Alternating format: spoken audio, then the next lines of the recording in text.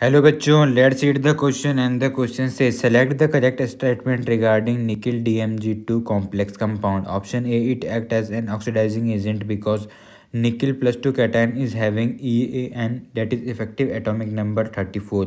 Option B, it is extra stabilized by hydrogen bonding. And option C, its IUPAC name is bis bracket के अंदर dimethyl glyoximato nickelate 2.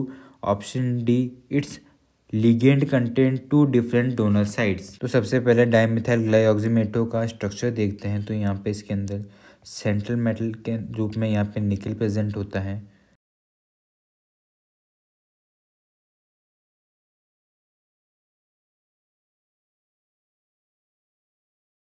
और यहाँ पे ये है हमारी हाइड्रोजन बॉन्डिंग.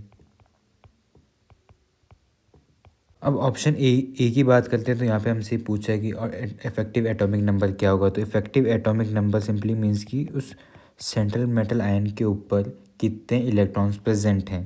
तो यहाँ पे इफेक्टिव एटॉमिक नंबर का फॉर्मूला होता है हमारे पास Z minus oxidation state plus twice of the coordination number.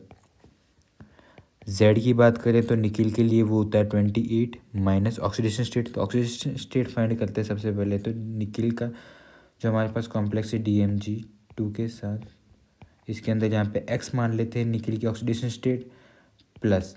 अब DMG जो है उसके ऊपर एक के ऊपर ये वाली जो हमारी यूनिट है ये एक DMG की यूनिट है. तो उसके ऊपर O के ऊपर -1 चार्ज होता है. तो एक के ऊपर -1 है तो दो पे हो जाएगा -2 इज इक्वल टू 0. तो एक निकल के ऊपर आ जाएगा हमारे पास +2 ऑक्सीडेशन स्टेट. तो निकल के ऊपर आ जाएगी +2 ऑक्सीडेशन स्टेट. तो यहाँ पे ऑक्सीडेशन स्टेट की बात करते हैं तो ये हो जाएगी 2 + 2. कोऑर्डिनेशन नंबर इसका है DMG के साथ ये हो जाता है 4. तो यहाँ पे कोऑर्डिनेशन नंबर आ जाएगा हमारा 4. तो इसको जो हम सॉल्व करते हैं तो इफेक्टिव एटॉमिक नंबर आता है 34. अब हमारे जनरली एक जनरल रूल है कि किसी भी मतलब मेटल आयन का अगर 36 है इफेक्टिव एटॉमिक नंबर तो वो होता है स्टेबल. बट यहाँ पे जो ये हमारा निकिल का जो सेंट्रल मेटल आयन बन रहा है इस कॉम्प्लेक्स के अंदर उसका इफेक्टिव एटॉमिक नंबर 34 है, फिर भी ये स्टेबल होता है क्योंकि ये एक एक्सेप्शन के रूप में हम देखते हैं इसको, इसलिए यहाँ पे ये स्टेबल होगा. तो इसलिए हमारा ये ऑक्सीडाइजिंग एजेंट की तरह एक्ट नहीं करेगा. तो ऑप्शन ए तो हमारा हो जाता है गलत. बी की बात करते हैं, it is stabilized by hydrogen bonding. तो ये बात सही है कि यहाँ पे हाइड्रोजन बॉन्डिंग जो हो रही है हमारी ये निकिल DMG2 के कॉम्प्लेक्स में जो हाइड्रोजन बॉन्डिंग हो रही है इसको एक्स्ट्रा स्टेबिलिटी प्रोवाइड करती है. तो ऑप्शन बी तो हमारा सही हो जाता है. सी की बात करते हैं, इट्स IUPAC नेम इज़ बिस मिथाइल ग्लाइऑक्सीमेटोनिक्लेट.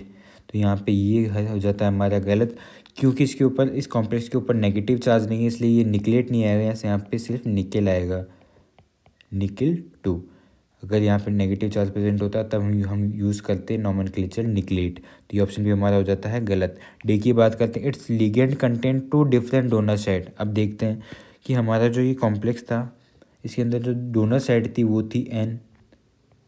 तो यहाँ पे सिर्फ एक टाइप की डोनर साइट है, वो है हमारी नाइट्रोजन. हमारे मतलब दो नाइट्रोजन, ये एक बाइडेंडेट लिगेंड होता है, बाइडेंडेट लिगेंड होता है कि यहाँ पे दो डोनर साइट है पर वो दोनों सेम टाइप की है, डिफरेंट टाइप की नहीं है. तो इसलिए हमारा ये ऑप्शन डी भी गलत हो जाता है. हमारे यहाँ पे सिर्फ ऑप्शन बी करेक्ट है, बाकी सारे जो ऑप्शंस दिए गए हैं वो सारे गलत है. तो हमारा करेक्ट आंसर हो जाता है ऑप्शन बी.